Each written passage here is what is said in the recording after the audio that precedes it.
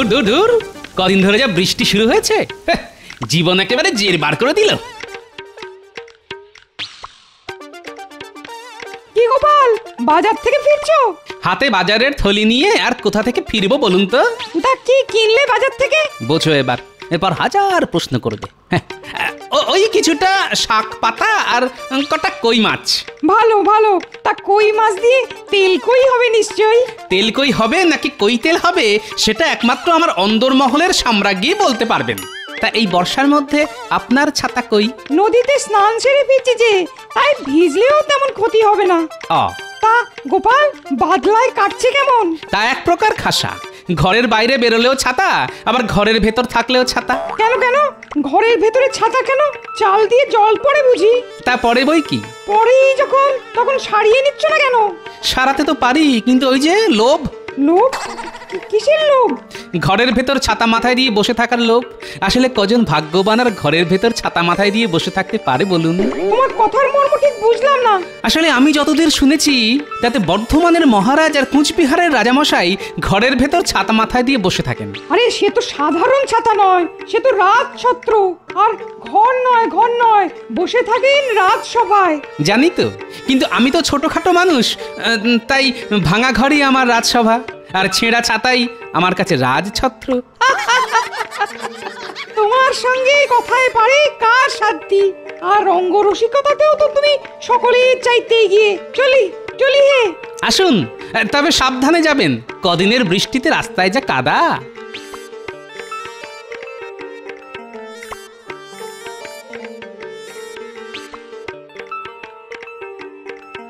গোপাল দাদা, ও গোপাল দাদা, মহারাজ ডেকে পাঠিয়েছেন। এই বৃষ্টির মধ্যে মহারাজের ডাক কেন? কি হলো কি আবার? সে আমি বলতে পারবো না, মহারাজ শুধু বললেন খুব তাড়াতাড়ি যেতে। ও হ্যাঁ, খাম্বাজরাজ এসেছেন। এই বৃষ্টি বাদলার মধ্যে খাম্বাজরাজ? আচ্ছা তুমি এগো, আমি বাড়িতে বাজারের থলিটা ফেলে দিয়েই আসছি।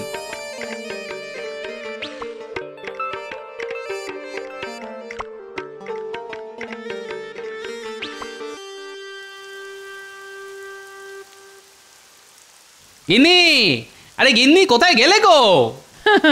কোথাও যাবার কপাল করে কি এসেছি গো? তা সেই একই ভাঙা ঘরে সারা জীবন কাটিয়ে যাচ্ছি। ঘরের এখান ওখান দিয়ে জল পড়ছে বলে মেজাজ বেশ গরম মনে হচ্ছে। যাক, আর বেশি কথা বাড়িয়ে কাজ নেই। এই নাও বাজারের থলিটা ধরো। খুব ভালো কই মাছ আছে এতে।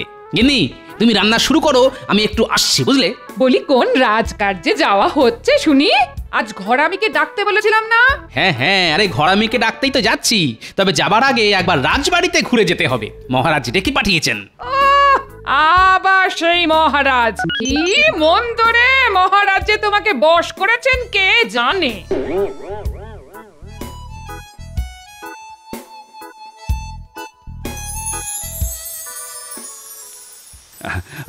আপনার পিতৃবিয়োগের খবর পেয়ে না খুবই মর্মাহত হয়েছি আমি। তবে কি আর করবেন বলুন, কেউ তো চিরকাল আর বাঁচে না। আসলে অনেক বয়স হয়ে গেলেও আমার বাবা বেশ শক্ত সমর্থই ছিলেন। হঠাৎ কি যে হলো, দুদিনের জ্বরেই সব শেষ। মহারাজ, আমাদের আর বেশি দেরি করা ঠিক হবে না, বৃষ্টিটা বাড়ছে, তাই যা বলতে এসেছেন সেটা বলে দিন। ও হ্যাঁ, বলছি। এসো গোপাল। গোপালও এসে গেছে, ভালো। হ্যাঁ, আপনি আসাতে আমি ওকে খবর পাঠিয়েছিলাম। আসলে মহারাজ কৃষ্ণচন্দ্র, কদিন বাদেই তো বাবার শ্রাদ্ধের অনুষ্ঠান, তাই আমি তোমার দ্বারস্থ হয়েছি। ওই দিন আমার বাড়ি এসে আমাকে পিতৃদায় থেকে মুক্ত করতে হবে তোমায়। হ্যাঁ, যাবো বই কি, নিশ্চয়ই যাব। তবে যা লাগাতার বর্ষা চলছে। ওসব কোনো কথা শুনবো না আমি, তোমাকে আসতেই হবে। গোপাল, তোমারও নিমন্ত্রণ রইল, আসতে হবে কিন্তু। আসলে নিন্দুকেরা আড়ালে আবডালে বলে আমি নাকি মহারাজের ছায়া, তা মূর্তি গেলে ছায়া তো যাবেই। বেড়ে বলেছ তো গোপাল। তাহলে ওই কথাই রইল, আগামী বুধবার শ্রাদ্ধ, ওই দিন তোমরা আসছো, কেমন? এ কি মন্ত্রী, তুমি এমন ঠিক করে হাসছো কেন? বারে, হাসবো না? এতদিন রাজা কৃষ্ণচন্দ্রের পাগড়ি ঢাকা মাথায় আমরা দেখে এসেছি, কিন্তু আজ পাগড়ি খোলা। আর দেখুন দেখুন মহারাজ, কৃষ্ণচন্দ্রের মাথায় পাকা চুল। কই দেখি দেখি। তাই তো, কৃষ্ণচন্দ্র, এই বয়সে তোমার মাথায় পাকা চুল কেন? ইয়ে মানে আসলে রাজ্য চালানোর চিন্তা তো, মনে হয় ওই চিন্তাতেই। চিন্তা? দেখো, রাজ্য আমিও চালাই, আর তোমার থেকে আমার বয়সও বেশি। কই, আমার মাথায় একটা চুলও তো এখনো পাকেনি। তা মহারাজ কৃষ্ণচন্দ্রের এইটুকু একটা রাজ্য চালাতে যদি চুলই পাকিয়ে ফেলতে হয়, তাহলে এক কাজ করুন না কেন, আপনার রাজ্য ভার আমাদের মহারাজের হাতে সঁপে দিয়ে আপনি বিশ্রাম নিন। না হলে যে দুদিনেই সব চুল সাদা হয়ে যাবে। বেড়ে বলেছ মন্ত্রী। হ্যাঁ, এই জন্যই বলে স্বভাব যায় না মূলে। বাবার শ্রাদ্ধে নেমন্তন্ন করতে এসেও মহারাজকে খোঁচা মারতে ছাড়ছে না। কৃষ্ণচন্দ্র, আমি তাহলে উঠছি। কি আর করবে বলো, গুরুজনের শ্রাদ্ধে তো আর পাগড়ি পরে যাওয়া যায় না, তাই পাকা চুল নিয়ে যেও। হ্যাঁ, আসছি আসছি তাহলে।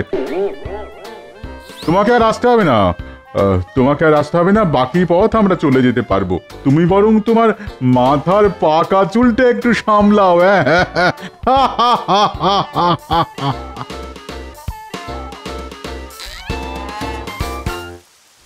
আমার মাথার পাকা চুল নিয়ে কেমন টিপ্পনি কেটে গেল দেখলে গোপাল? তাই তো দেখলাম। শ্রাদ্ধের অনুষ্ঠানে তো আর পাগড়ি মাথায় দিয়ে যাওয়া শোভা পায় না। না, তা তো যায় না। আর খালি মাথায় গেলে যদি ওখানেও আমার পাকা চুল নিয়ে টিপ্পনি কাটে, সেটা কাটতেই পারে।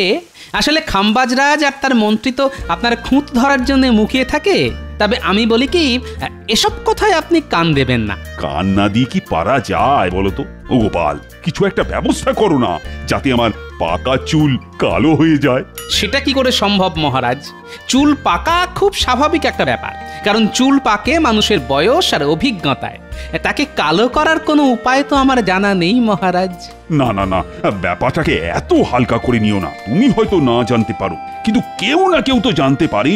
আজ রাজসভায় গিয়ে সকলের সাথে এ ব্যাপারে একটা আলোচনা করা দরকার।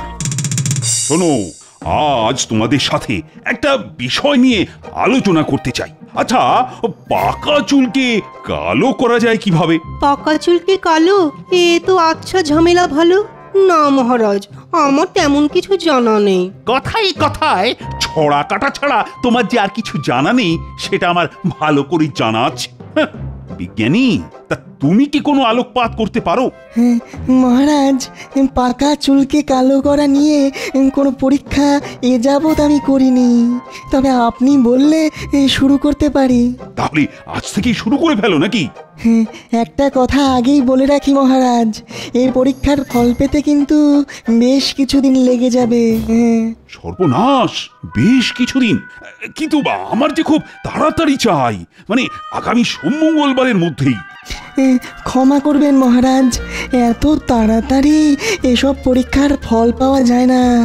হয়তো তাড়াতাড়ি করে কিছু একটা বানিয়ে দিলাম, কিন্তু তাতে করে যদি উল্টো ফল হয়, যদি মাথার সামান্য কটা পাকা চুল কালো না হয়ে মাথার সব চুল সাদা হয়ে যায় বা উঠে যায়, তাহলে? মহারাজ যে কেন পাকা চুল নিয়ে এত মাতামাতি করছেন কে জানে। আচ্ছা, আর কি কেউ জানো? ও মন্ত্রী, এই সুযোগে যদি কিছু একটা করে মহারাজের কাছ থেকে কিছু হাতিয়ে নেওয়া যায়। মহারাজ, এতক্ষণ ধরে আমি শুধু শুনে যাচ্ছিলাম আর মনে করার চেষ্টা করছিলাম। মনে করার চেষ্টা করছিল নাকি নতুন কোনো ভড়ং? কি মনে করার চেষ্টা করছিলে মন্ত্রী? এক কেশ বিশারদের নাম। কি যেন নামটা হ্যাঁ, মনে পড়েছে, গৌরহরি। গৌরহরি? হ্যাঁ মহারাজ, গৌরহরি বলে একজন কেশ বিশারদ আছে। সে হয়তো পাকা চুল কালো করার গোপন কৌশল জানে। তাহলে আর দেরি করছো কেন? যাও, এক্ষুনি তার কাছে যাও। যথাজ্ঞা মহারাজ।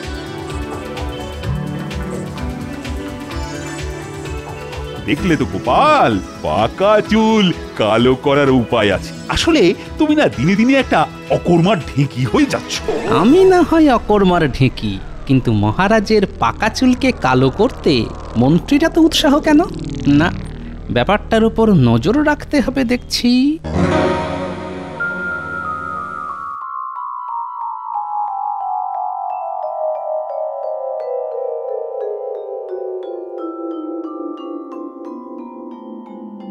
আলকাতরা লাগাচ্ছে না? এই তো পেয়ে গেছি। না, রাজসভা থেকে বেরোতে অনেক দেরি হয়ে গেল। বৃষ্টিটা এখন কমেছে, যাই একবার পুঁটিদের বাড়ি থেকে ঘুরে আসি। ওদের বাড়ি ঘরামির কাজ হচ্ছে শুনেছি, দেখি যদি ঘরামিকে ধরে কয়ে আমার ঘরের চালাটা একটু সারিয়ে নেওয়া যায়, না হলে গিন্নি আর আস্ত রাখবে না। পুটির বাবা, ও পুটির বাবা। বলো গোপাল দাদা। তা তোমাদের বাড়ি ঘরামির কাজ আর কতদিন চলবে? বড়জোর আর 2-1 দিন। চালের কাজ হয়ে গেছে, এখন শুধু আলকাতরা লাগানোর কাজ বাকি। আচ্ছা, ঘরের নিচের দিকের অংশে আলকাতরা লাগাচ্ছ কেন? আসলে মাটির বাড়ি তো, জলের ঝাপটায় ঘরের তলার দিক ভিজে গিয়ে মাটি আলগা হয়ে যায়। হ্যাঁ, বুঝতে পেরেছি। আলকাতরা লাগালে ওই জলের ছাট মাটি আলগা করে দিতে পারবে না, তাই তো? ভালো, খুব ভালো। আমি এরকমটা করিয়ে নেবো, বুঝলে? ও ভাই, এই বাড়ির কাজ মিটলে আমার সাথে দেখা করো তো, আমার বাড়িতেও একটু কাজ আছে। ঠিক আছে গোপাল বাবু, আমার ঘরের কাজ মিটে গেলে আমি ওকে তোমার কাছে নিয়ে যাব। হ্যাঁ, খুব ভালো।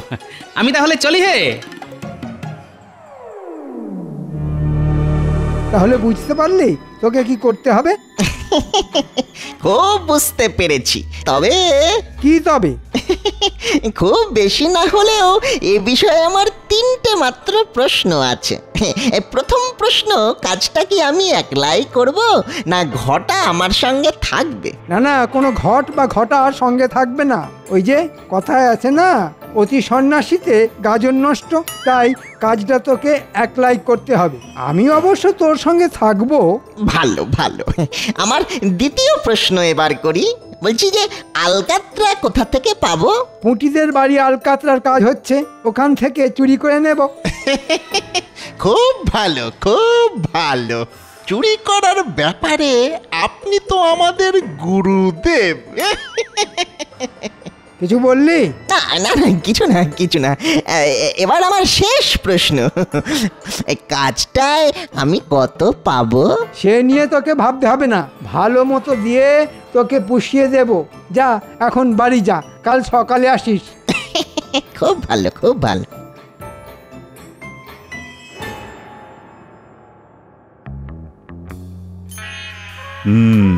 মন্ত্রী তো বলে গেল কেশ বিশারদকে নিয়ে আসবে, কিন্তু কবে আসবে? আমি এসে গেছি মহারাজ, আর সেই সাথে কেশ বিশারদের খবরও নিয়ে এসেছি। তাই নাকি? তা মন্ত্রী সে কি পারবে?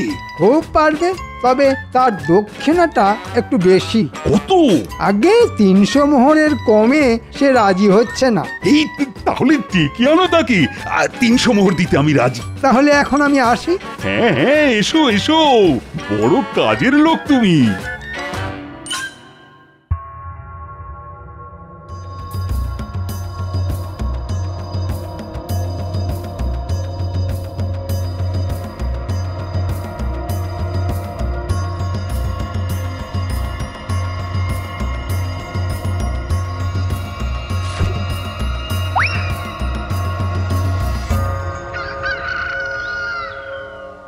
আরে কি হলো কি গিন্নি? আরে মুড়ি টুড়ি কিছু দাও, খেয়ে দে থলি হাতে করে একবার বাজারটা ঘুরে আসি। দিচ্ছি, আর একটু সবুর করো। কি ব্যাপার পুঁটির বাবা, তুমি এলে? ঘরামি কই? আমার সর্বনাশ হয়ে গেছে গোপাল দাদা, আমার সর্বনাশ হয়ে গেছে। কেন, কি হয়েছে? কাল রাতে আমার বাড়ি থেকে কেউ আলকাতরা হাঁড়ি চুরি করে নিয়ে গেছে। হ্যাঁ, আলকাতরার হাঁড়ি চুরি করে নিয়ে গেছে মানে? আলকাতরার রং কালো, আবার কাঁচা চুলের রঙও কালো, তাহলে কি? চলো তো দেখি। গিন্নি, আমি একবার পুটিদের বাড়ি থেকে আসছি।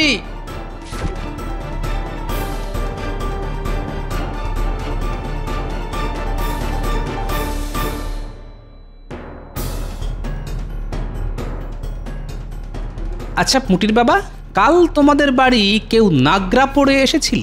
না তো, আমাদের মতো গরিব মানুষদের ঘরে নাগরা জুতো পরে কে আর আসবে? তাহলে কি মন্ত্রী? ঠিক আছে, আমি আসছি।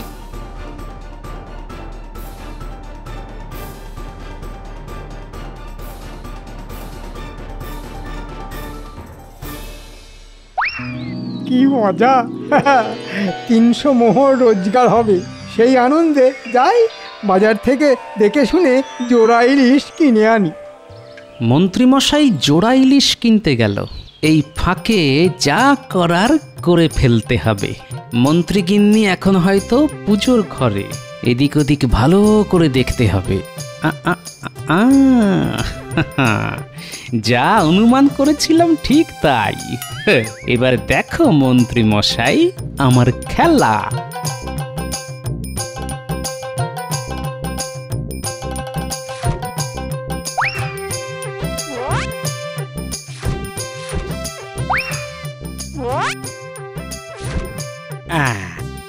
যথাস্থানে হাঁড়ি রেখে দিয়ে গেলাম। এবার যত পারিস মহারাজের মাথায় মাখা।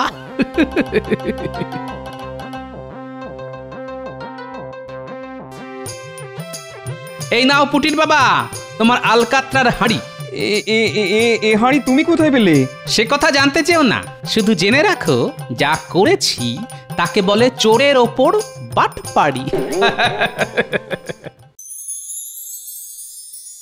আচ্ছা, তোমার নামটি যেন কি?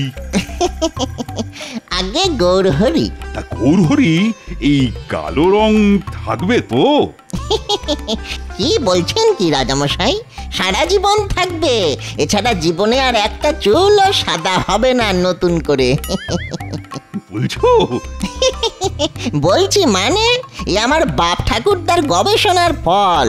যাকে তাকে আমি এই ভেষজ তরল দিই না, শুধু আপনি বলেই হয়ে গেছে রাজামশাই। হয়ে গেছে? হ্যাঁ, হয়ে গেছে। শুধু সামনের কটা দিন মাথা ভেজাবেন না, তারপর যত ইচ্ছে চান করুন। তা আমার পারিশ্রমিকটা? বটা বেটা দেখছি খুব চালাক হয়ে গেছে, নিজে থেকে তাই মোহর চাইছে। দাঁড়া, দেখাচ্ছি তোকে। আরে মোহরের জন্যে কোনো চিন্তা করো না গৌরহরি, মহারাজের কাছ থেকে নিয়ে আমি তোমার বাড়ি দিয়ে আসবো। এখন তুমি চলো। মহারাজ, এখন আপনি বিশ্রাম করুন, আমি পরে এসে মোহর নিয়ে যাব।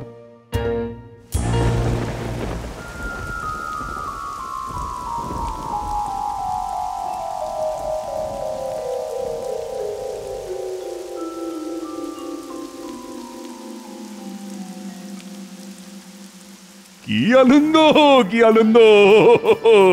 আর যে একটাও পাকা চুল নেই। ভেতরে আসতে পারি মহারাজ? আরে আসবে বই কি, অবশ্যই আসবে। আর এসে নিজের চোখে দেখে যাও, মন্ত্রী রানা কেশ বিশারদ কি অসাধ্য সাধনটাই না করেছে। সত্যি গোপাল, তুমি না দিন দিন একটা অকর্মার ধাড়ি হয়ে যাচ্ছ। তা হয়তো হচ্ছি, তবে কাল খাম্বাজ রাজার বাড়ি যাবেন তো? আরে সে তো যাবই, আর তাকে গিয়ে এই কালো চুলও দেখিয়ে আসবো। কিন্তু যা বৃষ্টি, সে নিয়ে তোমায় চিন্তা করতে হবে না, আমি ঢাকনা দেওয়া রথে চড়েই যাব। যথা আজ্ঞা মহারাজ।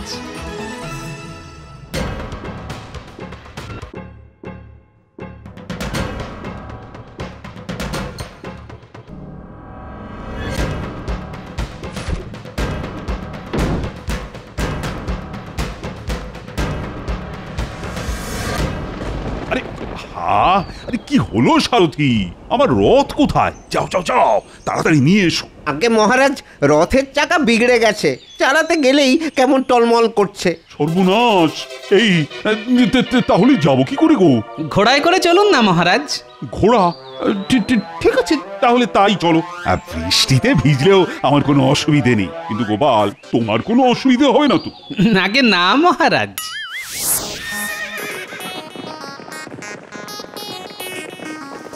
কি মুশকিল! এ তো ঝমঝমিয়ে বৃষ্টি নামলো। সামনের ওই গাছের তলায় গিয়ে দাঁড়াবেন, চলুন। বৃষ্টি কমলে আবার না হয় ঘোড়া ছোটাবো। এ কি মহারাজ, আপনার পোশাকে এত কালো রং এলো কোথা থেকে? এ বাবা, আইস, এ তো দেখছি মাথা থেকে গড়াচ্ছে। কই দেখি দেখি। হ্যাঁ হ্যাঁ, বেটা বেটা কেশ বিশারদ আমায় ঠকিয়েছে।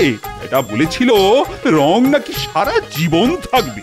সে হয়তো ঠিকই বলেছিল, কারণ সে তো মাখাতে এসেছিল আলকাতরা, যা একবার শুকিয়ে গেলে সারা জীবনে ওঠা মুশকিল।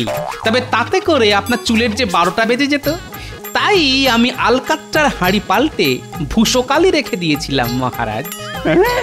মন্ত্রীর কেশ বিশারদ আমার মাথায় আলকাতরা মাখাতে চেয়েছিল। দাঁড়াও, মন্ত্রীকে ডেকে ওকে এমন শাস্তি দেব যে। মন্ত্রী? আরে ওটাই তো আসল নাটের গুরু। আর যতদূর মনে হয় কেশ বিশারদটি হচ্ছে গিয়ে ছদ্মবেশী বটা। ওদের আমি বুঝে নেব, কিন্তু কিন্তু সব ভূষকালি উঠে গিয়ে পাকা চুল বেরিয়ে পড়লে খাম্বাজরাজের কাছে আমি মুখ দেখাবো কি করে বলো তো? ও তো আবার আমার পাকা চুল নিয়ে টিপ্পনি কাটবে। ও টিপ্পনি কাটলে আপনিও পাল্টা টিপ্পনি কেটে বলবেন চুল পাকে মানুষের বয়স আর অভিজ্ঞতায়, আর বেশি বয়সেও যাদের চুল পাকে না তারা হলো সব বুড়ো খোকা। আর বুড়ো খোকাদের হাতে রাজ্যভার থাকলে রাজ্যের কোনো দিনই মঙ্গল হয় না মহারাজ। পেড়ে বলেছে তো গোপালে। চলো চলো চলো, প্রাসাদে গিয়ে চান করে অন্য পোশাক পরে খাম্বাজ রাজার বাড়ি যাই, আর তার সাথে সঙ্গে করে নিয়ে যাব মন্ত্রী আর বটা। ওরে বাবা রে বাবা, আর যে ছুটতে পারি না। ওরে বাবা, এদিন মহারাজ জীবনে আর আর কখনো এমনটি হবে না। ওরে বাবা রে, একেই বলে যেমন কর্ম তেমন ফল।